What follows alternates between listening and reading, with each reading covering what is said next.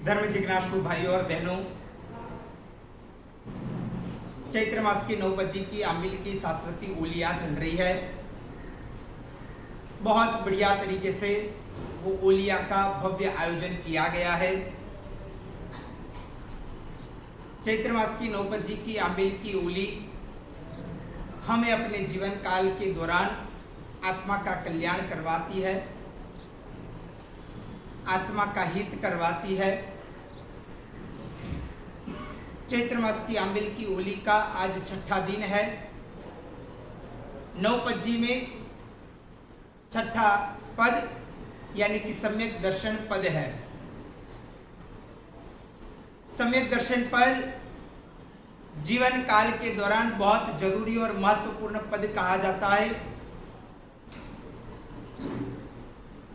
छठा नंबर का पद सम्यक दर्शन, जिसके गुण 67 है, 67 है। आज के दिन 67 प्रदक्षिणा, खमाश्रमणे, स्वस्तिक, फल, नैवेद्य, कौशक भी 67 लोकस का, और वर्ण है आज का श्वेत वर्ण। यानी कि आज जो भी भाग्यशाली आंबिल करना चाहते हैं एक वर्ण के द्वारा, वो सभी भाग्यशाली को चावल का जो भी वानगियाँ बनती है उसके द्वारा आंबिल करना होगा। खूब भावपूर्वक तरीके से करना। आराधन करनी है तो आत्म साथ के साथ, यानी कि आत्मा को भी ध्यान में रखते हुए, आत्मचिंतन करते हुए करना है। भाग्यशाली कहा जाता है कि 3 प्रकार के तत्व की बात कही थी, देव तत्व, गुरु तत्व और धर्म तत्व। दूसरी अपेक्षा से कहा था कि सिद्ध तत्व, साधक तत्व और साधना तत्व। तो एक प्रकार से देव, गुरु और धर्म, ये 3 प्रकार के जो तत्व है उसमें अब तक हमने देव तत्व और गुरु तत्व को निहाल लिया, देख लिया। अभी तीसरा नंबर का जो तत्व है वो धर्म तत्व को देखना है। धर्म तत्व बहुत जरूरी है। जो भी साधक वर्ग होता है अपनी साधना के दौरान वो एक प्रकार से धर्म तत्व का आराधन करते हैं। धर्म तत्व का आराधन करते हुए अपने आत्मा का कल्याण करते हैं। तो इस प्रकार धर्म तत्व को समझना है। धर्म तत्व के अंतर्गत सम्यक दर्शन, सम्यक ज्ञान, सम्यक चारित्र और सम्यक तप, इस प्रकार 4 पद इसमें कहे जाते हैं। तो इस प्रकार भाग्यशाली हमें सभी को ये चारों 4 जो पद है उसको समझना है। उसमें आज सबसे पहला नंबर का धर्म तत्व के तहत कहा जाए और ऐसे 9 पद के तहत कहा जाए तो छठा नंबर का पद सम्यक दर्शन पद को निहालना है, समझना है। ऐसा कहा गया है कि यदि सम्यक दर्शन नाम का पद है तो आपकी जो भी क्रिया है वो सभी सार्थक है। यदि आपके पास सम्यक दर्शन नहीं है तो समझ लो कि आपकी क्रिया जितनी भी आप करते हो वो सभी निर्थक है, वो काम बिगड़ की है, कोई काम की नहीं है। जैसे कहा जाता है कि पीछे कितना भी 0 लगाया जाए, आगे कोई अंक ना हो तो वो 0 का कोई महत्व नहीं है। यदि पीछे एक 0 हो और आगे कोई अंक लगाया दिया जाए तो वो एक प्रकार से 10 या तो उससे भी अधिक बोला जाएगा उसका मूल्य। अगर समझ लो कि 2 0 है और आगे 1 लगाया दिया जाए तो उसका मूल्य 100 गुना हो जाएगा। इस प्रकार कहा जाता है कि 0 तो पीछे कितने भी हो या ना हो, परंतु आगे कोई अंक होगा तो वो 0 का महत्व है। यदि आगे कोई अंक नहीं होगा तो वो 0 का कोई महत्व नहीं है। इस प्रकार जीवन काल के दौरान सम्यक दर्शन नाम का पद है तो समझ लेना कि आपकी हमारी जो भी प्रकार की क्रिया है उस सभी का महत्व है। यदि समझ लो सम्यक दर्शन पद नहीं है तो हमारी कोई भी क्रिया का कोई महत्व नहीं है। इसलिए सबसे पहले नंबर में सम्यक दर्शन नाम का पद आना जरूरी है। सम्यक दर्शन नाम का पद होगा तो वो साधक अपने जीवन काल के अंदर सही और मोक्ष मार्ग की साधना कर पाएगा। यदि समझ लो कि सम्यक दर्शन नाम का पद नहीं है तो फिर वो साधना भी कितनी भी करे परंतु वो साधना मात्र की मात्र ऐसे ही बोली जाएगी परंतु वो फल नहीं देगी, वो आत्मा का कल्याण नहीं करवाएगी, वो मोक्ष प्रदान नहीं करेगी, वो सिद्ध शिला तक नहीं पहुंचाएगी, वो आत्माहित नहीं करवाएगी, वो ये भो और परभो दोनों को अपने जीवन काल के अंदर कल्याण नहीं करवाएगी। इसलिए सम्यक दर्शन पद को समझना जानना बहुत अत्यंत जरूरी है।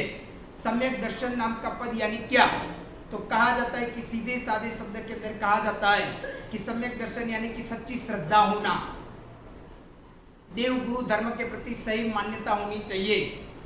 कितना भी कोई भी व्यक्ति कुछ भी कहे, कितना भी गुमराह करने का प्रयत्न करे, परंतु बस हमारे हर रोम रोम के अंदर, हर शरीर के हर ब्लड के अंदर, हर जगहों के अंदर, हर रोम के अंदर परमात्मा का शासन बस जाना चाहिए।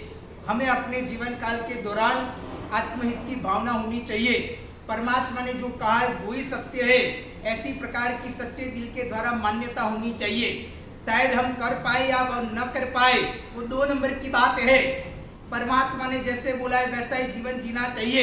शायद हम नहीं जी सकते, वो 2 नंबर की बात है। वो हमारे अंदर कोई ना कोई प्रकार की हमारी प्रमादवश इत्यादि कारण है सर, हम शायद न भी कर पाए, परंतु कम से कम भावना तो यही होनी चाहिए, अंदर तो यही होना चाहिए, दिल में तो यही भावना होनी चाहिए कि परमात्मा ने कहा है वही सत्य है।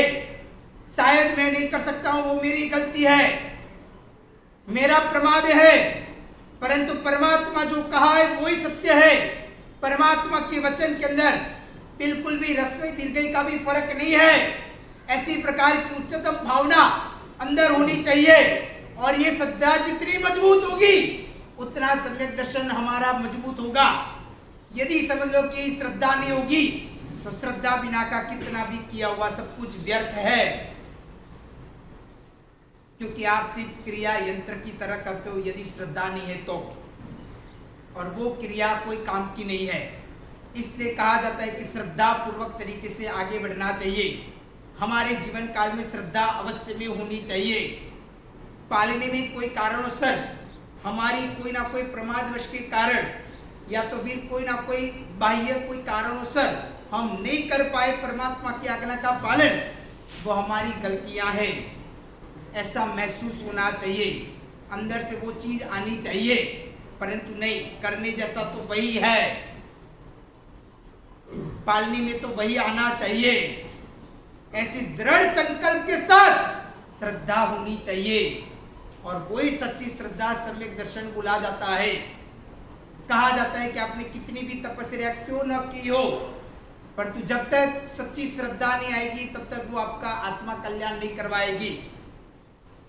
इसलिए कहा जाता है कि तामली नाम के तापस ने 60,000 साल तक उसने कहीं ना कहीं तपस्याएं की, परंतु वो मिथ्या यानी कि मिथ्यात्व वाली तपस्या थी, सच्ची श्रद्धा नहीं थी।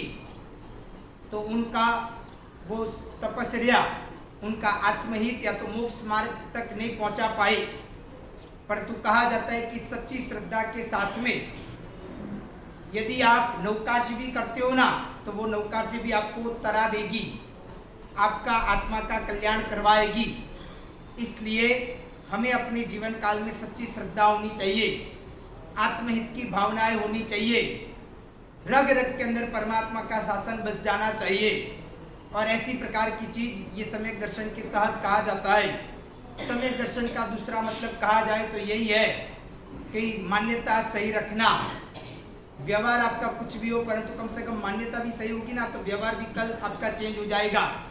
इसलिए मान्यता तो सही होनी चाहिए। व्यवहार में कार्य में हम शायद नहीं कर पाए, वो हमारी गलतियां है, ऐसा महसूस होना चाहिए, परंतु मान्यता तो सही होनी चाहिए। यदि मान्यता भी होगी ना, जैसे वृत्ति अच्छी होगी तो प्रवृत्ति आएगी अच्छी, वृत्ति नहीं होगी तो प्रवृत्ति नहीं आएगी। उसी प्रकार मान्यता यदि अच्छी है, सही है, तो आज नहीं तो कल कभी ना कभी हम गलत दिशा में से सही दिशा की ओर आगे बढ़ेंगे। कहा जाता है कि समझ लो कि बंबई से हमको अहमदाबाद की ओर जाना हो और हम ट्रेन पकड़ ले बेंगलुरु की ओर, तो फिर सोचो कि वो सही दिशा नहीं है, गलत दिशा है, आप गलत दिशा की ओर जा रहे हो, तो कम से कम आपके अंदर ज्ञान होगा ना कि मैं गलत दिशा की ओर जा रहा हूँ, तो कहीं ना कहीं सही दिशा में जाने का मन होगा। और कहीं ना कहीं हम सही दिशा की ओर आगे बढ़ेंगे, परंतु मान्यता ही गलत है। जा रहे बेंगलोर और बोलेंगे ऐसा कि नहीं अभी तो हम अहमदाबाद ही जा रहे, अहमदाबाद ही आने वाला है, तो इसी का नाम मिथ्यात्व कहा जाता है। एक एग्जाम्पल स्वरूप में आपको बोला कि एक तो आप हो गलत और आपके मन के अंदर मान्यता भी गलत है, तो इसी का नाम मिथ्यात्व कहा जाता है। यानी कि विषय कषाय इत्यादि हुए और कहीं ना कहीं गलत मान्यताएं हुए, सही मान्यता लाने का प्रयत्न नहीं करना, उसी का नाम मिथ्यात्व कहा जाता है। परमात्मा ने कहा है कि रात्रि भोजन करने में पाप है, और समझ लो कि उसमें शंका कुशंकाएं करना कि परमात्मा ने तो बोल दिया, परंतु वो जमाना कुछ अलग था, आज का जमाना अलग है। आज तो रात को कैसे वो खाने के अंदर कोई ना कोई थोड़ी जीवात आ जाएगी, या तो कुछ ऐसा होने वाला है। वो जमाना अलग था, वो जमाने के अंदर ऐसी कोई बढ़िया वाली लाइट नहीं थी। अभी तो आज एलईडी, उसके अलावा कई सारी प्रकार की कंपनियां निकली है लाइट की, इसलिए अभी तो एकदम बारीकाई पूर्वक देख सकते हैं, अच्छी तरह से देख सकते हैं। वो जमाना इस प्रकार नहीं था, इसलिए परमात्मा ने वो जमाने के अंदर बोला, पर तो ऐसा कुछ भी नहीं है, रात्रि भोजन कर सकते हैं, उसमें कोई पाप बाप नहीं है। अगर ऐसी मान्यता है तो समझ लेना कि आप मिथ्यात्वी हो। कहा जाता है कि परमात्मा को, कई लोगों को ऐसा भी होता है आज के जमाने के अंदर कि परमात्मा की सभी बात मैं मान्य रखता हूं, सब कुछ मुझे मान्य है, परमात्मा ने जो जो भी आज्ञा बताई, जो जो भी आचार विचार बोला, जो जो भी नियम इत्यादि किए, वो सब कुछ मुझे मान्य है। यानी कि 99.99999% मुझे सब कुछ मान्य है, परंतु परमात्मा की 0.00001% चीज वो मुझे मान्य नहीं है। तो शास्त्रकार भगवंत कहते हैं तो अभी आप मिथ्यात्वी हो। यानी कि सीधा मतलब ये होता है कि परमात्मा के 100% परमात्मा ने जो बोला वो ही सत्य है, उसके अलावा और कोई सत्य हो ही नहीं सकता है। शायद देखी थी नजर से हमको ऐसा लगे कि परमात्मा ने वो जमाने के अंदर बोला था, जमाना चेंज हो गया है, अभी तो काफी अद्यतन युग आ गया है, काफी यंत्र इत्यादि बढ़ गए हैं, इसलिए अभी वो परमात्मा की चीजों को भूल जाना चाहिए। अभी कुछ नया नियम आना चाहिए, कुछ अपडेट होना चाहिए, कुछ वर्जन चेंज होना चाहिए। इस प्रकार होवे तो समझ लेना कि वहां पे भी कहीं ना कहीं मिथ्यात्व है। इसलिए मान्यता सही रखो। पालनी में आए तो बहुत बढ़िया, वो ही करना जैसा है, पर न आए तो कम से कम मान्यता भी होनी चाहिए, होना चाहिए। अगर आप गलत भी करते हो ना, तो कम से कम अंदर से आत्मा आपका पुकारना चाहिए, आपका हृदय बोलना चाहिए कि नहीं तू गलत कर रहा है, ये करने जैसा नहीं है, ये परमात्मा की आज्ञा के विरुद्ध है, तू झूठ बोलता है तो गलत है, क्रोध करता है तो गलत है, अभिमान करता है तो गलत है, माया करता है तो गलत है, लोभ करता है तो गलत है, परिग्रह करता है तो गलत है, परमात्मा की बाबतों के ऊपर तू विचार विमर्श करता है, कुशंकाएं करता है तो गलत है। परमात्मा ने बोला कि पानी की एक बूंद के अंदर इतने जीव है, परंतु आज का साइंस कुछ कम कह रहा है। धीरे धीरे साइंस के अंदर भी कहीं ना कहीं फेरफार होते रहते हैं, परंतु परमात्मा की बाबतों के ऊपर फेरफार नहीं है, क्योंकि परमात्मा ने केवल ज्ञान में देख के बोला है। परमात्मा सर्वज्ञ थे, कोई साइंस या तो वैज्ञानिक सर्वज्ञ नहीं है, इसलिए परमात्मा ने जो बोला वही सत्य है। परमात्मा ने बहुत दीर्घ दृष्टि रख के बोला है। परमात्मा ने अपने जीवन काल के अंदर जो था वही कहा है, अपने मति का उन्होंने नहीं कहा है। उनको जो दिखा था, उनको ज्ञान था, उनको तीन काल का एक साथ में सब कुछ वो देख सकते थे, इसलिए उन्होंने जो देख के कहा है वही सत्य है। और इस प्रकार शायद वो आज हमें सत्य नहीं शायद नहीं भी लग रहा है, तो उसमें हमारे आईक्यू की, हमारे क्षय शक्ति की खामियां है, पर तो इसके लिए हम परमात्मा के ऊपर आरोप डाले या तो परमात्मा ने जो बोला वो बात बैठती नहीं है, ऐसा सोचे तो सबसे बड़ी मूर्खामी हमारी है। इसलिए कहा जाता है कि परमात्मा ने जो बोला वही सत्य है। ऐसी प्रकार की श्रद्धा पूर्वक तरीके से स्वीकारना, उसी को सम्यक दर्शन कहा जाता है। यानी कि सच्ची श्रद्धा तो होना ही चाहिए। यदि श्रद्धा नहीं है तो फिर कहीं ना कहीं आराधना नहीं हो पाएगी। और आराधना साधना नहीं है तो वो व्यक्ति साधक नहीं कहा जाएगा, और साधक नहीं है, आराधना नहीं है, साधना नहीं है तो धर्म नहीं होगा, और धर्म नहीं है तो मोक्ष मार्ग नहीं होगा। इसलिए कहीं ना कहीं सम्यक दर्शन बहुत जरूरी है। सम्यक दर्शन के बिना सम्यक ज्ञान आना असंभव है। श्रद्धा होगा तो ज्ञान चढ़ेगा, वो ज्ञान इधर पल्ले पड़ेगा, परंतु श्रद्धा ही नहीं है तो फिर ज्ञान आना मुश्किल है। सम्यक ज्ञान के बिना सम्यक चारित्र नहीं आ पाएगा, सम्यक चारित्र के बिना सम्यक तप नहीं आ पाएगा। इसलिए कहीं ना कहीं सम्यक दर्शन बहुत जरूरी है। ज्ञान, चारित्र और तप, इन तीनों के अंदर सम्यक बनाने के लिए सम्यक दर्शन की बहुत बड़ी आवश्यकता है। यानी कि ज्ञान भी देखो स्कूल में भी मिलता है, वो भी ज्ञान है, और पाठशाला में मिलता है, वो भी ज्ञान है, परंतु सम्यक ज्ञान हमें लेना है, सिर्फ ज्ञान की प्राप्ति नहीं करनी है। तो बोला जाता है सम्यक ज्ञान यानी क्या, तो सही ज्ञान, सच्चा ज्ञान जो हमारा आत्मा का कल्याण करवाए, सिर्फ हमको संसार के भवचक्र के अंदर घुमाए, वैसा प्रकार का ज्ञान की आवश्यकता नहीं है, क्योंकि वो तो कहीं ना कहीं पाप करवाएगा, कहीं ना कहीं नया संसार क्रिएट करवाएगा, वो कहीं ना कहीं दुखमय परिस्थिति के अंदर लाएगा। इसलिए सम्यक ज्ञान की जरूरत है जो हमारा ये वो भी सुधारे और भव वो भी सुधार दे। ऐसे प्रकार की ज्ञान की आवश्यकता है और उसके लिए सम्यक दर्शन आना जरूरी है। कहा जाता है सम्यक दर्शन के बिना साधु पद के अंदर प्रवेश आना भी बहुत मुश्किल है या तो नहीं आ सकता है। सम्यक दर्शन के बिना उपाध्याय पद भी आना मुश्किल है। सम्यक दर्शन के बिना आचार्य पद भी नहीं हो सकता है। सम्यक दर्शन के बिना अर्यंत या तो सिद्ध भी नहीं बन सकते हैं। इसलिए कहीं ना कहीं सम्यक दर्शन पद बहुत जरूरी है। सम्यक दर्शन एक प्रकार की नींव है जैन शासन की। यदि वो नींव होगी तो फिर वो आप मोक्ष तक पहुंच पाओगे। सम्यक दर्शन यानी कि संकित कहा जाता है, और संकित है, संकित यानी क्या, तो कहा जाता है कि संकित यानी कि एक प्रकार से आपके पास मोक्ष में जाने का पास, या तो मोक्ष में जाने की टिकट, या तो मोक्ष में जाने का एक वीजा, या तो मोक्ष में जाने का एक पासपोर्ट यदि है आपके पास तो ही आप जा पाओगे। यदि आपके पास टिकट नहीं है तो फिर आप मोक्ष में जाने का मुश्किल हो जाएगा। इधर से और कोई कंट्री में भी जाना है तो पासपोर्ट, वीजा या टिकट की आवश्यकता रहती है। इसी प्रकार ये भव में से मोक्ष में जाना हो आने वाले, इधर से आत्मा को मोक्ष में भेजना हो तो कहीं ना कहीं उसके पास में भी सम्यक दर्शन पद होना चाहिए। सम्यक दर्शन पद होगा तो ही वो कहीं ना कहीं वो मोक्ष में जा पाएगी। मोक्ष के अंदर एंट्रेंस या तो एंट्री तभी मिलेगी कि जब उसके पास सम्यक दर्शन होगा। उसके बिना उनको वहां पे एंट्री भी नहीं मिल सकती है। तीर्थंकर भगवान की भी बात करें तो बोला जाता है तीर्थंकर भगवान के जीवन काल के दौरान भी जब तक सम्यक संकित स्पर्श नहीं होता है तब तक उनके भव की गिनतियां शुरू नहीं होती है। तो इसलिए भी सम्यक तो बहुत जरूरी है। और कहा गया है कि तत्वार्थ सूत्र के अंदर भी कहा गया है कि तत्वार्थ श्रद्धा नाम सम्यक दर्शनम, यानी कि तत्व के ऊपर श्रद्धा होना।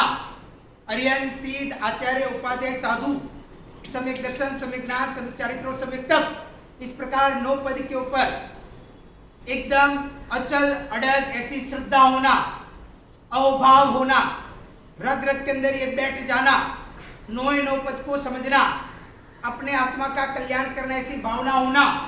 तो ये सभी के द्वारा ही बोला जाता है। उमा स्वाति जी महाराज ने कहा है कि यदि आपको तत्व के अंदर श्रद्धा है तो कहा जाता है कि आपके अंदर सम्यक दर्शन है। यदि आपको तत्व के ऊपर श्रद्धा नहीं है तो कहा जाता है कि आपके अंदर सम्यक दर्शन नहीं है।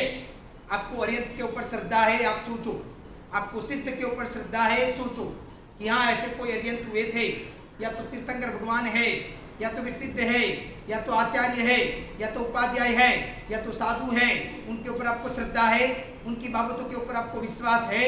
यदि वो चीज है तो आपके अंदर सम्यक दर्शन है। यदि आप वो चीज के ऊपर विश्वास नहीं है, आपको कहीं ना कहीं ऐसा लगे ये तो सिर्फ अर्यंत और सिद्ध की बातें, सिर्फ बस ऐसे ही फेंका लगाते हैं, कब हुए थे, कहाँ पे हुए थे, वो कुछ दिखाई तो देते नहीं है, तो फिर और आचार्य, उपाध्याय, साधु कोई भी हो, वो पाठ के ऊपर बैठ के ऐसे ही फेंका लगाते हैं, सिर्फ लोगों को धर्म के मामले के ऊपर जोड़ने का प्रयत्न करते, पर धर्म भरम है कि नहीं है वो भगवान जाने। ऐसी प्रकार की चीज मन के अंदर शंका कुशंका के तहत हो तो समझ लेना कि आप मिथ्यात्वी हो। आपके अंदर मिथ्यात्व है। मिथ्यात्व का मतलब होता है गलत मान्यता। आपके अंदर वो गलत मान्यता अभी भी है, आपके अंदर वो श्रद्धा नहीं है। और जब तक वो श्रद्धा नहीं होगी, क्योंकि देखो हम सभी के ऊपर श्रद्धा रखते हैं। किस किस के ऊपर? तो देखो हमारा फैमिली एडवोकेट हो, उसके ऊपर कितनी श्रद्धा रखते हैं। हमारी फैमिली कोई ना कोई डॉक्टर हो, उसके ऊपर कितनी श्रद्धा रखते हैं। यदि समझ लो कि वो कहीं ना कहीं कहे कि शरीर के अंदर पेट में पीड़ा होती है, पैर में होती है, हाथ में होती है, सिर में होती है, या तो हृदय का कोई रोग हुआ है, कुछ भी ना कुछ हुआ है, तो हम उनके पास जाते और वो बोलते कि बाईपास करना पड़ेगा, वो करना पड़ेगा, ये करना पड़ेगा, ऑपरेशन करना पड़ेगा, उसके बिना आपको अच्छा नहीं होगा। तो उनके ऊपर श्रद्धा कर देते। हम ऐसा सोचते हैं कि नहीं, आपने बोल दिया, मैं कैसे मानूं ऑपरेशन करना पड़ेगा? ऐसा थोड़ी होता है। आपने तो बोल दिया, आपके बोलने के द्वारा थोड़ी मैं मान लूं, ऐसा नहीं होता है। वैसा कभी भी हम बोलते नहीं बोलते। अच्छा, वो डॉक्टर बोले कि ये दिन आपका ऑपरेशन होगा, तो ठीक है हम आ जाएंगे। उसके एक दिन पहले आपका चेकअप हो जाएगा, आपको हॉस्पिटल के अंदर एडमिट किया जाएगा। बोला कि ठीक है। उसके बाद एडमिट करने के बाद जब ऑपरेशन थिएटर के अंदर लेके जाए, ओटी के अंदर लेके जाए, तो वहाँ पे पूरा की पूरा संपूर्ण शरीर उनके भरोसे के ऊपर छोड़ देते हैं। हम कहीं ना कहीं ऐसा बोलते कि नहीं नहीं, हमारे सामने करो, हमको कोई ऐसा इंजेक्शन मत दो कि हम बेभान हो जाए। आप कल कुछ ना कुछ कर लिया तो, कल के गला दबा दिया तो, कल के कुछ हो गया तो, कल के में जीवन मरण का बहुत बड़ा खेल हो गया तो, इसलिए मैं नहीं, मेरे सामने ऑपरेशन करना है तो करो, मुझे ऐसा बेभान मत करो। ऐसा हम बोलते नहीं बोलते। ऑपरेशन करते तो अभी 3 घंटे, 4 घंटे, 5 घंटे, 6 घंटे चलता है। तो अभी उनके भरोसे के ऊपर वो क्या सर्वज्ञ है, वो क्या केवल ज्ञानी है? नहीं है। तो अभी उनके भरोसे के ऊपर छोड़ देते। उन्होंने जो बोला वो सही। यदि समझ लो कोई छोटी मोटी भी बीमारियां हुई, तो उन्होंने जो कागज के अंदर अच्छे ढंग से अक्षर भी दिखते नहीं है और उस प्रकार लिख दिया और कह दिया कि ये मेडिकल में जाके ये दवाई ले लेना। तो हम विचार करते, सोचते, नेट में देखते, गूगल में देखते, ये दवाई में क्या क्या मिश्रित किया हुआ है। इसमें कहीं ना कहीं छोटा मोटा भी पॉइजन नहीं होना चाहिए। कहीं ना कहीं मर गए तो करोड़ों रुपए ऐसे कमाए हैं, पसीना निकाल निकाल के सब कुछ चला जाएगा एक छोटी सी दवाई में। कहीं ना कहीं ऐसा विचार करते नहीं करते। उन्होंने बोला कि ठीक है, सुबह शाम 2-2 टाइम ले लेना, खाना खाने के बाद लेना, कोई बार भूखे पेट ले लेना। इस प्रकार भी कहे तो अभी ठीक है। वो बोले 5 दिन तक लेना, तो कंटिन्यू लेते, याद रखते हैं। बाकी सब कुछ भूल जाएंगे, पर ये याद रखेंगे कि डॉक्टर ने बोला है वो दवाई लेनी है, डोज पूरा करना है। यदि डोज पूरा नहीं किया तो वापिस उछला मार सकता है। इसलिए ध्यान रखना, वो जो भी कहते हैं वो सब कुछ श्रद्धापूर्वक विचार हम स्वीकार करते हैं। वैसे ही फैमिली डॉक्टर के ऊपर, फैमिली एडवोकेट के ऊपर, फैमिली चार्टर्ड अकाउंटेंट होता है, उनके पास हमने ब्लैक का वाइट, वाइट का ब्लैक, कुछ भी क्या हो वो सब कुछ ओपन बात करते कि नहीं करते? टैक्स बचाने की बात करते कि नहीं करते? ये पैसा कहाँ से आया तो इधर से आया, ये पैसा कहाँ पे जाएगा, इधर जाएगा। पर तो दिखाना आपको यूं है, आपको ऐसा नहीं दिखाना है, जो सही है वो नहीं दिखाना है, गलत दिखाना है। आपको ये ब्लैक है उसको वाइट करना है, वाइट का ब्लैक कर देना है, बैंक अकाउंट में डालना है, बाद में 2-4 अकाउंट के अंदर घुमाना है, उसके बाद चेक इधर एंट्री देनी है और ऐसा करना है। या तो फिर टैक्स है तो इतना सारा टैक्स, ये जो फरवरी के अंदर जो इनकम टैक्स के अंदर, या तो सेल टैक्स के अंदर, या तो जीएसटी के अंदर जो टैक्स का स्लैब आता है, वो भी हम देखते हैं कि इतने से इतने टर्नओवर हो या तो इतना से इतना मुनाफा हो तो इसका टैक्स इतना भरना पड़ेगा। तो चलो हम देखते हैं कि कहीं ना कहीं टैक्स के अंदर कुछ ना कुछ हमें माफ मिल जाए। इस प्रकार प्रयत्न करते हैं। टैक्स के सामने ऐसे गलत बिल रखना या तो फिर कहीं ना कहीं खर्चा दिखाना, इस प्रकार प्रयत्न करते हैं। खर्चा हो या ना हो, वो सीए भी उसके लिए तैयार होते हैं। वो कहते हैं कि देखो आपके पास इतना इतना है ना, मैं इतने का एडजस्टमेंट कर दूंगा, आप टेंशन मत लो। और आपके घर के अंदर अकाउंट समझ लो 4-5 है तो उसके अंदर थोड़ा थोड़ा टैक्स डिवाइड कर देंगे, ताकि आपको कहीं ना कहीं 2 लाख या 2.5 लाख जितनी भी छूट मिली है उसके अंदर एडजस्टमेंट हो जाएगा। आपको टैक्स नहीं भरना पड़ेगा, आपको नील दिखाना है। इस प्रकार हम सेटिंग करते हैं। तो उनके ऊपर भी श्रद्धा है कि नहीं है? परंतु तीर्थंकर भगवान की जब बात आए तो वहां पे कहीं ना कहीं अश्रद्धा, कुशंकाएं होता है, बाकी सबके ऊपर श्रद्धा हो जाती है। भाग्यशाली देखो, उससे भी आगे बात करूं तो यदि आप इधर आए हो प्रवचन सुनने, समझ लो कि आपके घर के अंदर आप 2 या 3 या 4 या 5 लोग रहते हो और इधर सभी के सभी प्रवचन सुनने आ गए समझ लो, तो घर को आप लॉक करके आते हो और लॉक करके आते हो तो पहले जमाने के अंदर एक खंबाती ताला बुलाया जाता है।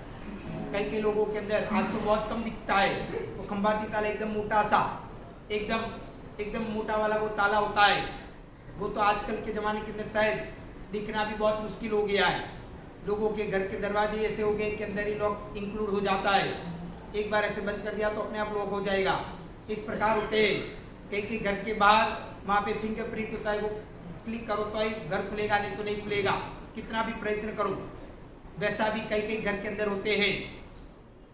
अगर समझ लो खंबाती ताला भी हो या तो कोई भी प्रकार का लॉक हो, चाहे वो फिंगरप्रिंट वाला हो या तो अन्य प्रकार का भी क्यों ना हो, परंतु समझ लो कि वो लॉक कितने का होगा, तो अधिक से अधिक 200, 500, 1000, 5000, 10,000, उससे ज़्यादा तो नहीं होगा। और उतने से लॉक करके आप इधर आए तो आप कितने आराम से बैठ पाए, आपके पास चाबी है तो, कि नहीं मेरा घर सुरक्षित है, हो ना हो वो भगवान जाने। आप तो कितना भी बढ़िया वाला लॉक लगा दिया हो ना, तो अभी लोग लॉक भी तोड़ देते। रात को ही चोरियां होती है ऐसा नहीं है, दिन को भी चोरियां होती है। कई सारे न्यूज़ आपने सुने होंगे। और तो भी हमको एक ताले के ऊपर, एक लॉक के ऊपर इतना भरोसा है, मालूम है कि वो भी टूट सकता है। तो अभी आप इधर बैठे हो, कभी ऐसी शंका होती है कि घर के अंदर ताला टूट गया होगा? नहीं होता है, आराम से बैठे हैं निराश से।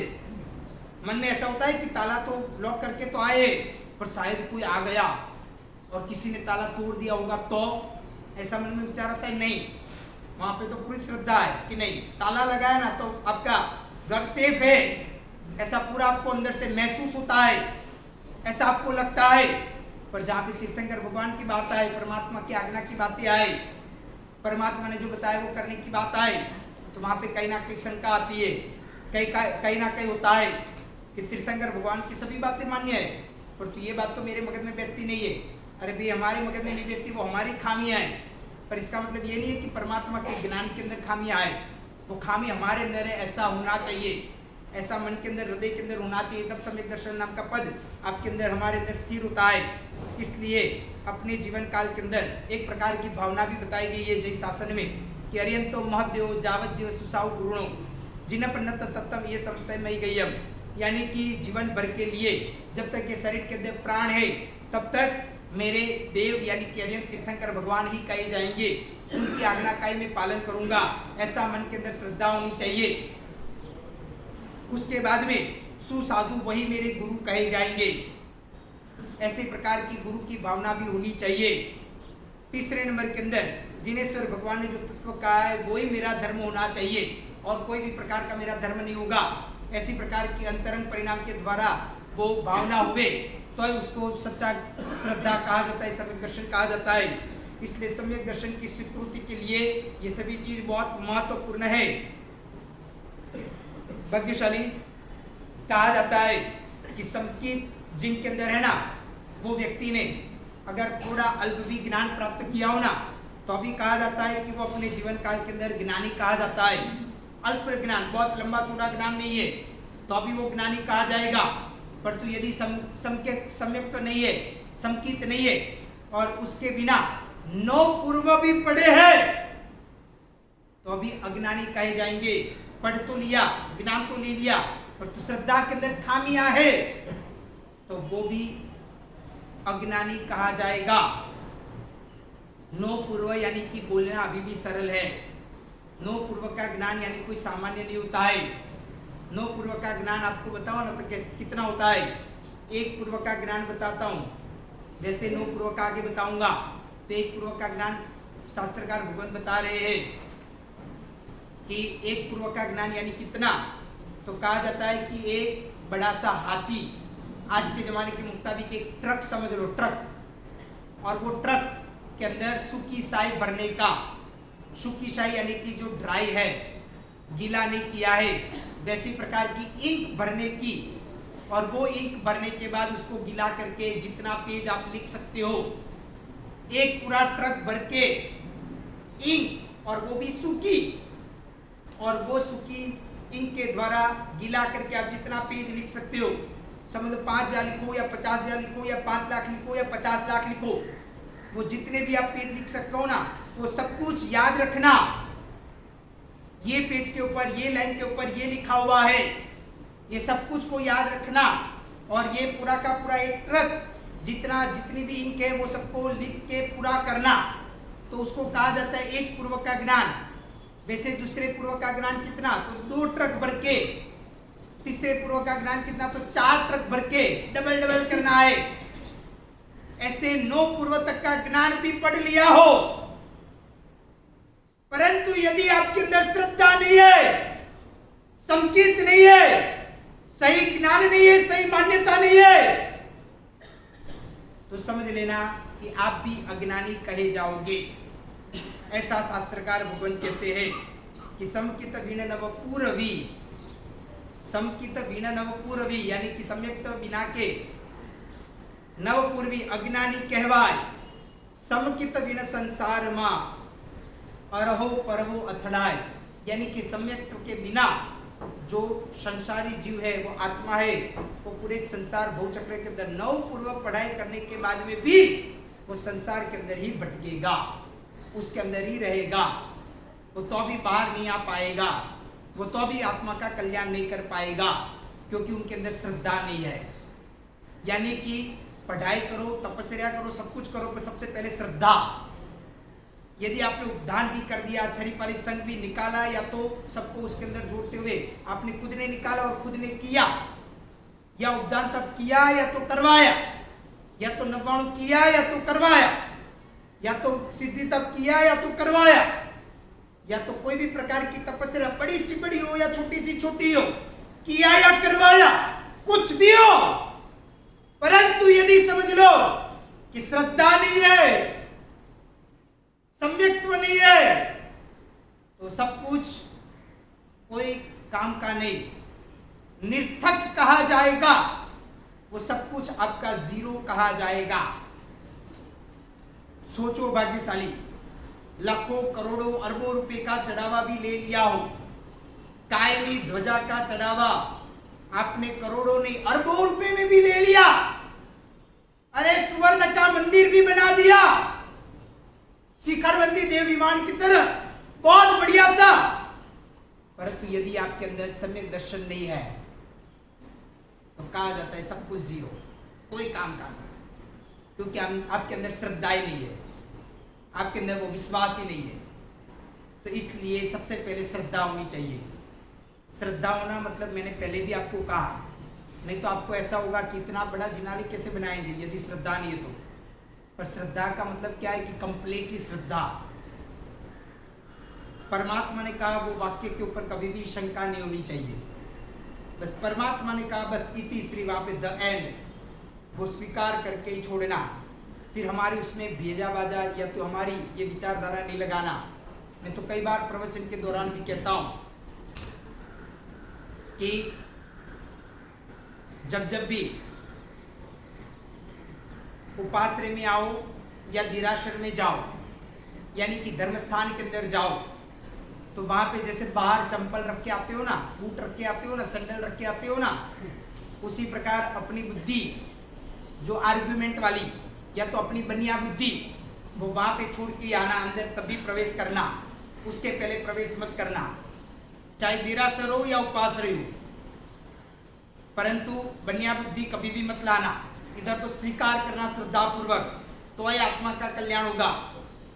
गुरु भगवान ने कुछ कहा, नहीं नहीं नहीं नहीं, महाराज साहब को क्या उठा पड़े, महाराज साहब को कुछ पता नहीं चलता है, महाराज साहब तो यूं ही भाषण देते रहते, परंतु आज का जमाना चेंज हो गया, महाराज साहब को यूं नहीं यूं करना चाहिए, ऐसा नहीं ऐसा करना चाहिए। कई कई लोग ऐसे होते हैं जो हमको भी सिखावट देने के लिए आते हैं, बोलते हैं महाराज साहब ऐसा नहीं, प्रवचन आपको यूं देना चाहिए, आपको ऐसा बोलना था, आपको ऐसा नहीं बोलना था, यूं बोलना था। अभी आज का जमाना चेंज हो गया तो आपको ऐसा कहना था। ठीक है, वो शास्त्र में लिखा है वो वहां तक बराबर है, परंतु प्रैक्टिकल आप सोचो, विचार करो। इस प्रकार हमको भी कहने वाले लोग होते हैं, इसलिए मैं आप सभी को भी कहना चाहता हूं कि कभी भी कोई भी धर्म स्थान के अंदर जाओ, चाहे वो जिन मंदिर हो या उपाश्रय हो, पर तू वहां पे जैसे चंपल इत्यादि बाहर रख के आते हो ना, वैसे हमारी ये बन्या बुद्धि भी बाहर छोड़ के आना। यदि बन्या बुद्धि लाए ना तो कहीं ना कहीं आत्मा का कल्याण नहीं होगा। पक्की बात कह रहा हूं, शास्त्र वचन यही है, मेरी बात नहीं कह रहा हूं। जब जब भी इधर आना हो तो श्रद्धा पूर्वक आना। गुरु भगवान ने बोला कि ये होगा तहत ठीक है, होगा ही। आपने बोला तो पक्का होगा, ऐसा श्रद्धा होना चाहिए। ये श्रद्धा पूर्वक आओगे तो जीत जाओगे इधर। और यदि समझो दलील दाखला की आर्गुमेंट किया तो कहीं ना कहीं हार जाएंगे। इसलिए श्रद्धा पूर्वक आना, श्रद्धा से स्वीकार करना कोई भी चीज। और जब आप दुकान व्यापार बिजनेस में जाओ ना तो वहां पे बनिया बुद्धि लगाना, वहां पे श्रद्धा की बात नहीं है कि किसी ने बोल दिया 5 लाख अभी उधारी दो, मैं 2 घंटे में दे देता हूं, आज श्रद्धा से दे दिया। ऐसा मत करना। वहां पे बनिया बुद्धि जो आप लगाते हो वही लगाना। पर धर्म स्थान के अंदर कभी भी बनिया बुद्धि मत लगाना। इधर तो धर्म करने के लिए आना है, स्वार्थ बुद्धि से नहीं आना है, कुछ लेने के लिए नहीं आना है। लेना है तो सिर्फ ना सिर्फ गिनाने लेना है, कुछ ना कुछ भौतिक सुख सामग्री इकट्ठित करने के लिए तो नहीं आते। हमारे तो कुछ ना कुछ योगदान देने के लिए, आत्मा का हित करने के लिए आते। इसलिए इधर श्रद्धा पूर्वक आना,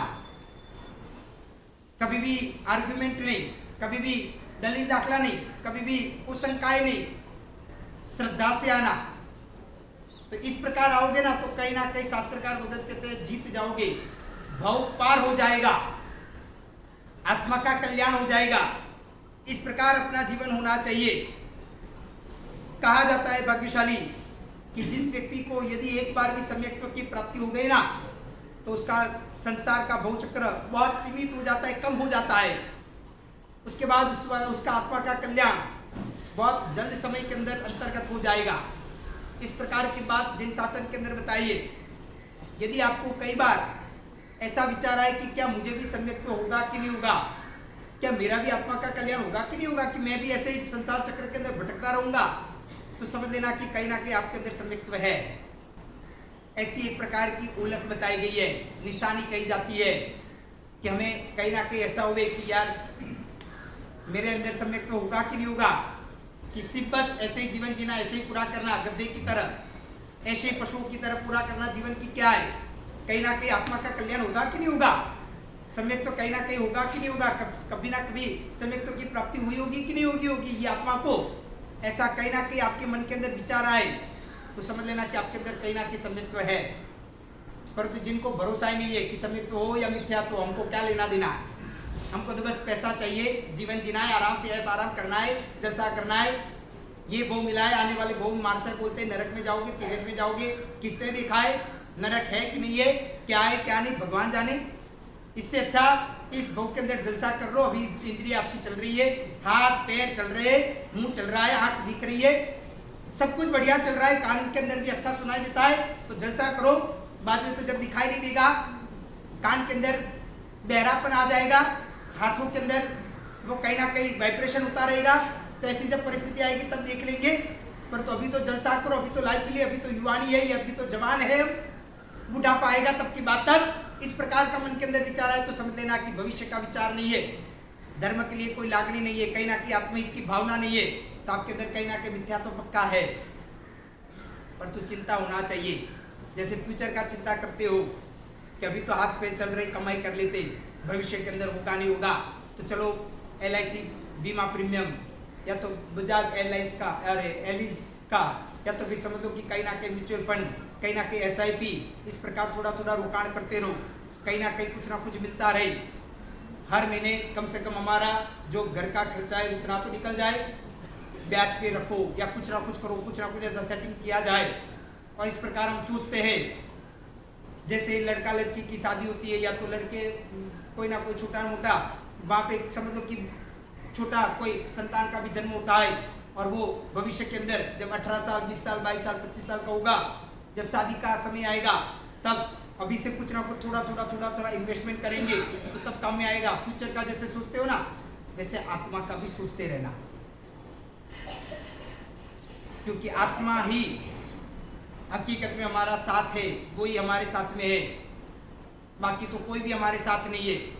जब इधर से रवानगी होगी ना, आंख मीच जाएगी ना, आंख बंद हो जाएगी ना, तब आप कितना भी सोचो कि हमारी अर्धांगिनियां है, हमारी पत्नी है, हमारा आधा स्वरूप है, वो भी साथ में जलेगी नहीं, पक्का कह रहा हूं। चाहे नया नया जब सगाई होती है ना, शादी होती है ना, तब सिर्फ बोलने के लिए होता है कि 7 जन्मों तक साथ में रहेंगे, परंतु ये जन्म में मर गए तो साथ में कोई जलने वाला भी नहीं है। ये तो सिर्फ बोलने के लिए अच्छा लगता है, ऐसा ही कह रहा हूँ, सत्य बात कह रहा हूँ। आज दिन तक कभी ऐसा देखा आपने कि कोई गए उसके पीछे उसका पति भी मर गया, या तो पति गया तो फिर उसके साथ पत्नी भी जल गई? नहीं होता है। इसलिए मैं कहना चाहता हूं कि जब तक आप कमाई कर रहे हो ना, तब तक आपका घर के अंदर वैल्यू है। यदि आप कमाई करना बंद कर दिया तो समझ लेना कि आपकी भी वैल्यू धीरे धीरे कम हो जाएगी घर के अंदर, पक्की बात कह रहा हूं। इसी प्रकार अपने जीवन काल के अंदर समझना चाहिए कि धर्म किया हुआ होगा तो कुछ ना कुछ काम में आएगा, साथ में आएगा। यदि धर्म वरम कुछ किया नहीं, आत्मा का कल्याण किया नहीं, तो समझ लेना कैसे कुत्ते बनना पड़ेगा, फिर कहीं ना कहीं गद्दा बनना पड़ेगा, नरक में जाना पड़ेगा, कहीं ना कहीं दुख आता रहेगा। ये सब कुछ अधर्म के कारण, पाप के उदय के कारण आता है। इसलिए कहीं ना कहीं बिजनेस कितना भी अच्छा चलता हो, पर तो एंड मोमेंट में कोई ना कोई कवल लिख के चला जाए, ऐसा भी कई बार होता है। तो ये सब कुछ अंतराय कर्म के कारण, हमने भी किसी को अंतराय दिया होगा तो ये आया। इसलिए अपने जीवन काल के अंदर सोचना, श्रद्धा पूर्वक तरीके से स्वीकार करना कि नहीं, हमें अपना आत्मा का कल्याण करना है, हमें कुछ ना कुछ अच्छी भावना रखनी है। और कहा जाता है कि अलग अलग प्रकार के सम्यक तो गुण के अंदर उपशम भाव से, क्षयोक्षम भाव से और क्षायिक भाव से, ऐसे 3 प्रकार से अलग अलग साधक अपने जीवन काल के अंदर सफलताएं प्राप्त करता है। समय तो हो गया है, परंतु और भी 5-1 मिनट ले लेता हूं भाग्यशाली।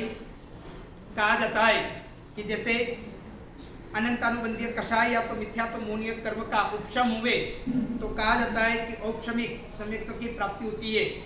यदि वो क्षयोक्षम होता है तो क्षयोक्षमिक सम्यक्त्व की प्राप्ति होती है। यदि उसका टोटली क्षय हो जाए तो क्षयिक सम्यक्त्व की प्राप्ति होती है। इसलिए कहा जाता है कि औपशमिक सम्यक्त्व यानी क्या, तो कहा जाता है कि जैसे पानी हो, पानी के अंदर कचरा भी हो, परंतु वो डोला हुआ पानी होता है, कचरे वाला पानी होता है, उसके अंदर एक फटकड़ी थोड़ी सी डाल दिया जाए तो अंदर अपने आप कचरा बैठ जाएगा थोड़ी देर में, और शुद्ध पानी ऊपर आ जाएगा। इसका मतलब क्या, तो बोला जाता है कि गलत मान्यता या तो जो भी प्रकार के विषय, कषाय इत्यादि जो भी है, वो कषाय इत्यादि अंदर बैठ गए हैं। अभी शुद्धता यानी कि अच्छे भाव पर है, परंतु अंदर तो कहीं ना कहीं सत्ता के अंदर तो पड़े हैं, उदय में नहीं है परंतु सत्ता में पड़े हैं।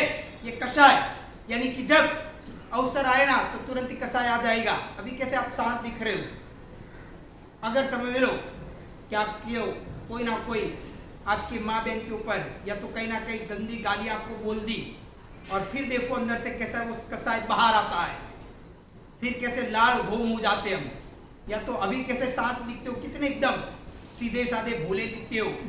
और यदि समझो कि जोर से किसी ने चाटा लगा दिया तो अंदर का पड़ा हुआ वो कषाय एकदम जागृत होगा, अचानक वो बाहर आएगा कि मुझे इतने लोगों के बीच में ऐसा जैसा बोल दिया, मुझे चाटा लगा दिया। अरे आप समझते क्या हो अपने आप के अंदर। तो ये जो अंदर पड़ा हुआ सत्ता के अंदर जो कषाय था ना, वो बाहर आया। अभी फटकड़ी लगाई है, इसलिए अंदर सत्ता कषाय, अंदर सब कुछ बैठ गया है। अभी कितने शांत दिखते हो, कोई आवाज नहीं है, एकदम शांतिपूर्वक तरीके से सुनते हैं, कोई क्रोध नहीं, मान नहीं, माया नहीं, लोभ नहीं, सब कुछ बैठ गया है। पर इसका मतलब ये मत समझना कि कषाय निकल गया है, ऐसा नहीं है। वो अवसर आएगा, निमित्त आएगा ना, तो वो बाहर आएगा, वो ज्वालामुखी फटेगा। उस प्रकार वो औपशमिक सम्यक तो कहा जाता है, यानी कि सत्ता के अंदर होता है वो कचरा, कषाय का कचरा अंदर पड़ा हुआ है, परंतु अभी शांत चीज दिख रही है, शांत विचार दिख रहे, परंतु अंदर तो पड़ा हुआ है। ऐसा मत समझना कि नहीं पड़ा है, वो तो जब निमित्त आता है तब दिखता है। तो ये औपशमिक कहा जाता है। ये उदाहरण एक आपको दे रहा हूं। दूसरे नंबर के अंदर कहा जाता है कि क्षयोक्षमिक। क्षयोक्षमिक यानी क्या, तो जैसे वो कषाय बाहर आए तो ऊपर से टूट जाए, खत्म हो जाए, निकल जाए और अंदर का नीचे बैठ जाए, तो बीच में अच्छे भाव आए, उसको क्षयोक्षमिक कहा जाता है।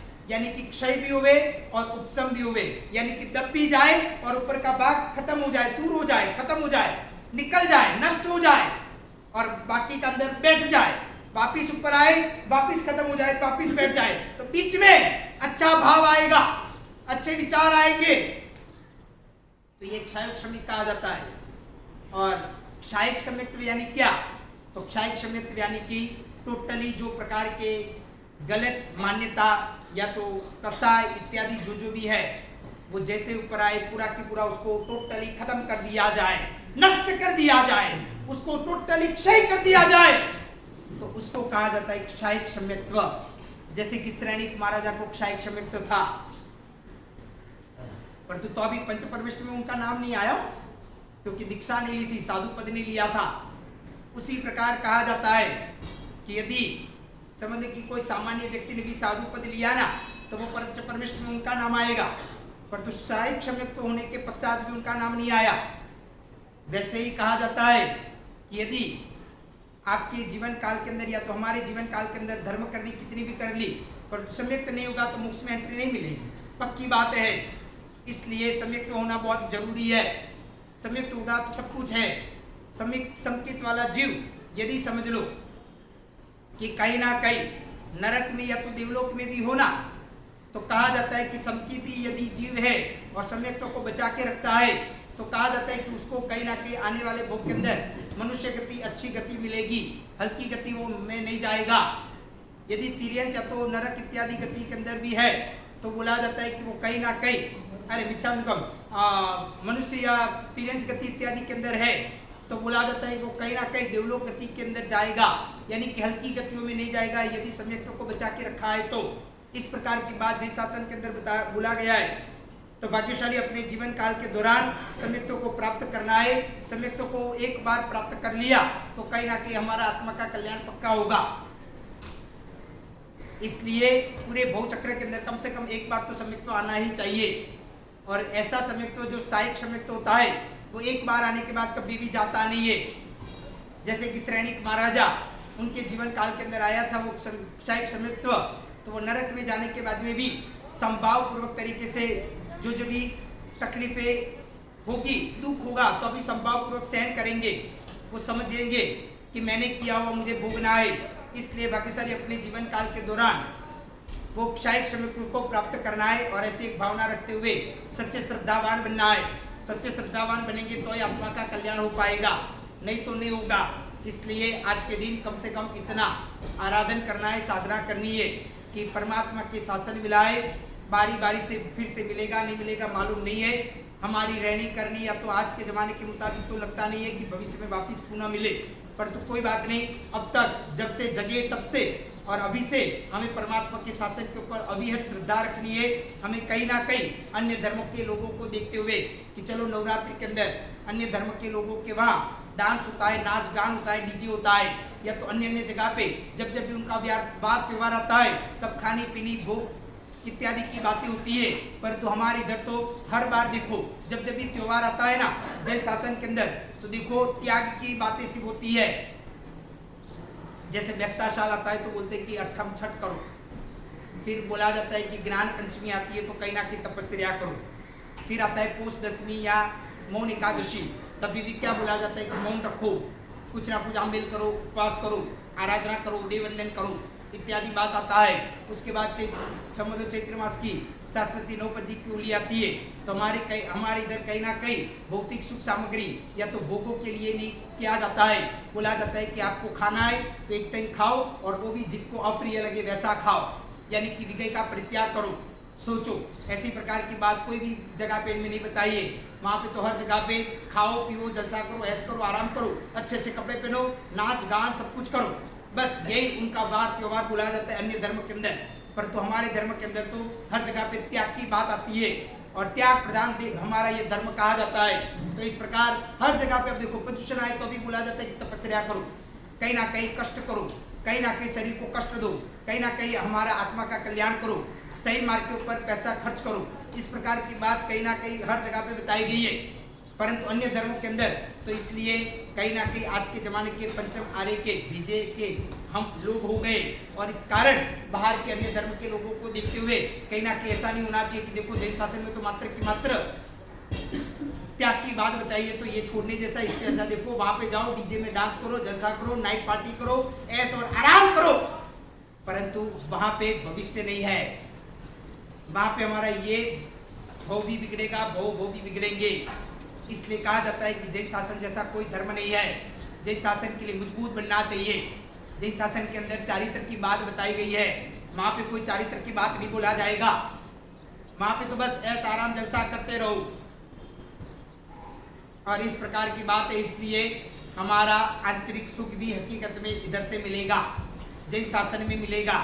इसलिए जैन शासन के प्रति अति श्रद्धावान बनते हुए अपने आत्मा का कल्याण करो। बस आज इधर तक रखता हूँ। मित्रा की आज्ञा विरुद्ध कुछ भी बुलाओ तो इच्छा